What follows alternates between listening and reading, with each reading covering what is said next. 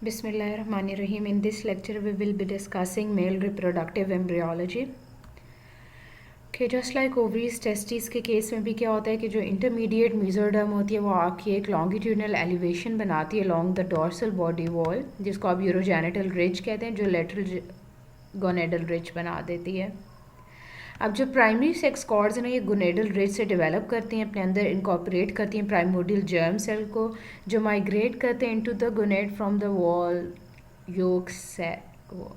ठीक है, यहाँ से माइग्रेट करके ये आपकी गोनेडल रिज है, ये यहाँ आते हैं. ठीक हो गया.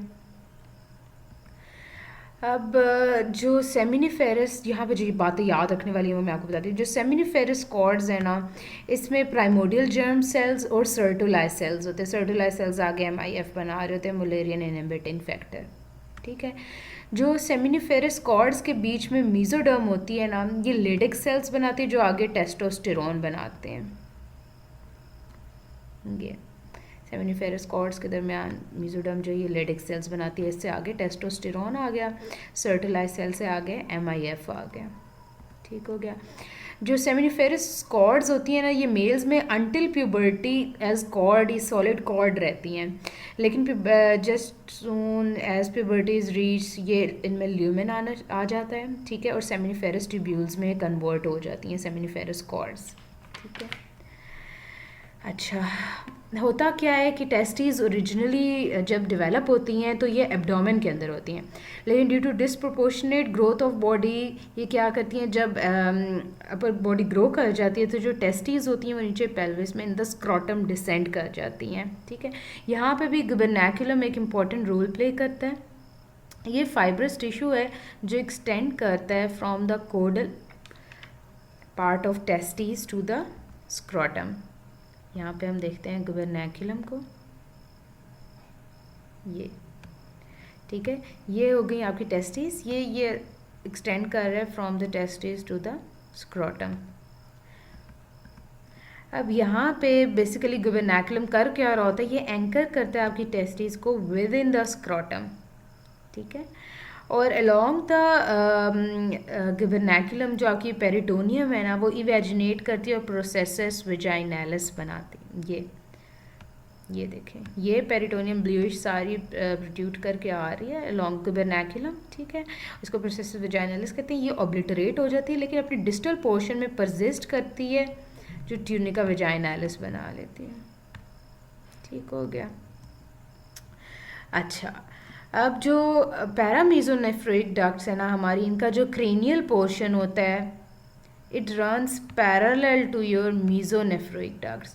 जो इनका कॉर्डल पोर्शन है उसी तरह मिड लाइन में फ्यूज़ करता है, यूट्रोवेजाइनल प्राइमोडियम बना देता है, जो हमने पढ़ा था सारे फीमेल पार्ट्स आगे बना रहे हैं. तो मेल के केस में under the influence of MIF ये जो क्रेनियल पोर्शन होता है आपकी पैरामीजोनेफ्रोइक डक्ट और यूट्रोवेजाइनल प्राइमोडियम, ये सारे रिग्रेस कर जाते हैं. ठीक है. जो वेस्टिजियल रेमनेंट है पैरामीजोनेफ्रोइक डक्ट का, दैट इज अपेंडिक्स टेस्टिस, ये MCQ में आता है. ठीक है. अच्छा, जो मीजोनेफ्रोइक डक्ट, जो वुल्फियन डक्ट्स या ट्यूब्यूल्स हैं, जैसे हमने फीमेल में पढ़ा था, मेल्स में भी they are part of urinary system, because इनसे आपकी डेफिनेटिव मेटानेफ्रिक किडनी बनती है. ठीक है. लेकिन एडिशनली फीमेल्स में हमने कहा था ये आगे रिग्रेस कर जाती, डीजेनरेट हो जाती, लेकिन मेल्स में ये additionally epididymis, ductus deference, seminal vesicle और इजैकुलेटरी डक्ट, ये पूरा पाथवे बनाती है. ठीक है. कुछ मीजोनेफ्रिक ट्यूब्यूल जो है in the region of testes, ये एफरेंट डक्ट्यूल्स ऑफ टेस्टीज भी बनाती हैं. अच्छा, जो मीजोनेफ्रिक डक्ट है इनका वेस्टिजियल रेमनेंट है आपके पास appendix epididymis in adult males, और साथ ही पैराडिडिमस. अच्छा, एक्सटर्नल जेनेटिलिया के लिए वही बात है कि क्लोएका के अराउंड जो मीजोडर्म है वो प्रोलिफरेट करती है. आपके 3 स्ट्रक्चर्स विजिबल होते हैं. फेलस होता है जो पीनस बनाएगा आगे. ठीक हो गया. यूरोजेनिटल फोल्ड्स होते हैं आपके जो आगे क्या बनाते हैं, वेंट्रल एस्पेक्ट ऑफ पीनस, ये यूरोजेनिटल फोल्ड्स जो है. और जो लेबियो स्क्रोटल स्वेलिंग है ये बनाती है आगे स्क्रॉटम. ठीक है. एक MCQ आता है कि लेबिया मेजोरा का काउंटर पार्ट इन मेल्स क्या है, तो वो स्क्रॉटम होता है. ठीक है. अच्छा, कुछ क्लिनिकल कंसिड्रेशन की चीज़ें हम देख लेते हैं, हाइपोस्पेडियाज और एपिस्पेडियाज। हाइपोस्पेडियाज बहुत बार फ्रीक्वेंटली रिपीटेड होता है एमसीक्यूज़ में एम्ब्रियोलॉजी के। उसमें वो कहते हैं कि ऑप्शंस देते हैं कि हाइपोस्पेडियाज में बेसिकली होता क्या है कि जो करेक्ट ऑप्शन उसमें होती है वो है डिफेक्ट इन यूरोजेनिटल फोल्ड है, ठीक है। occurs when the urogenital fold they fail to fuse completely।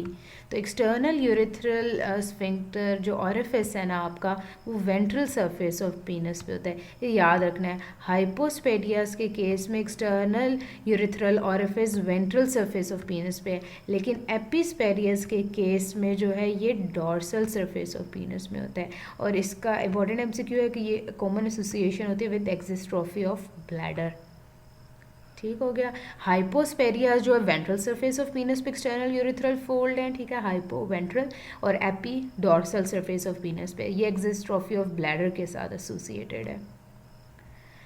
अच्छा, जो अनडिसेंटेड टेस्टीज़ हैं जिनको हम क्रिप्टोऑर्किडिज्म भी कहते हैं, इसमें क्या होता है कि the testes they fail to descend in the scrotum. हमने पढ़ा था ना, डिस्प्रपोर्शनेट ग्रोथ होती है और टेस्टीज़ जो होती हैं वो पेल्विस में आके स्क्रॉटम में डिसेंड कर जाती हैं। यहाँ पे ऐसा नहीं होता। और ये होता कब है, डिसेंड कब करती हैं, with in 3 months after the birth descend कर जाती हैं। अगर ये बायलैटरल होगी क्रिप्टोऑर्किडिज्म तो ज़ाहिर है स्टेरिलिटी होगी, मेल्स स्टेराइल होंगे, इनफर्टाइल होंगे।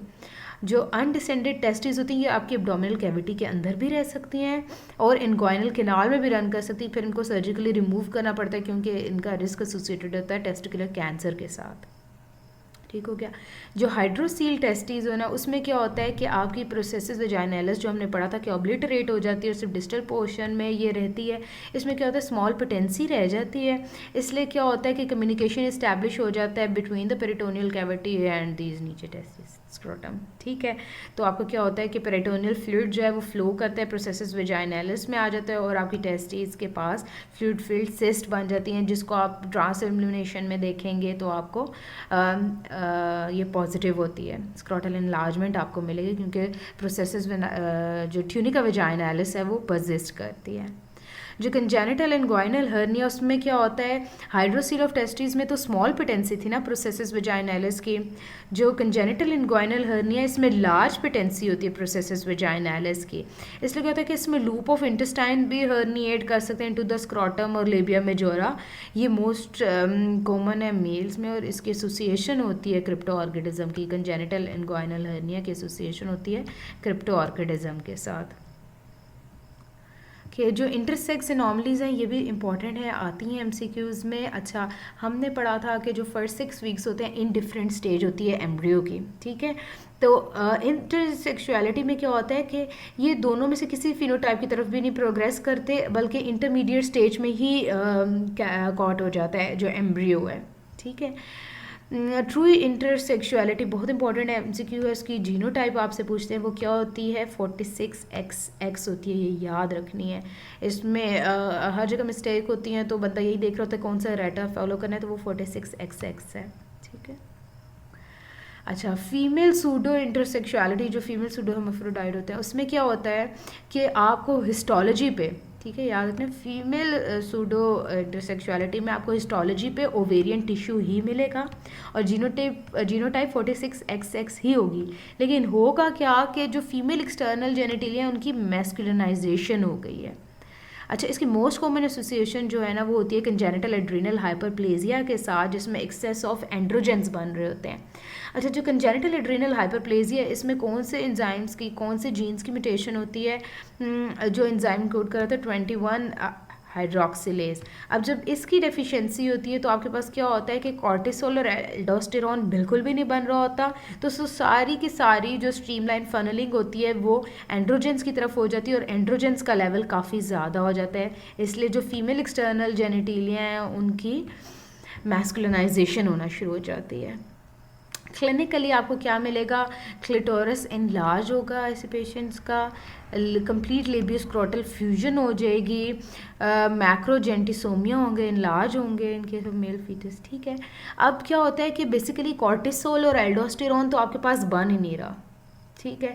कॉर्टिसोल जब नहीं बनेगा तो ACTH को नेगेटिव फीडबैक इनहिबिशन भी नहीं मिलेगी, वो तो कंटिन्यूसली एड्रिनल कॉर्टेक्स को स्टिमुलेट करता रहेगा और एड्रिनल हाइपरप्लेजिया हो जाएगा।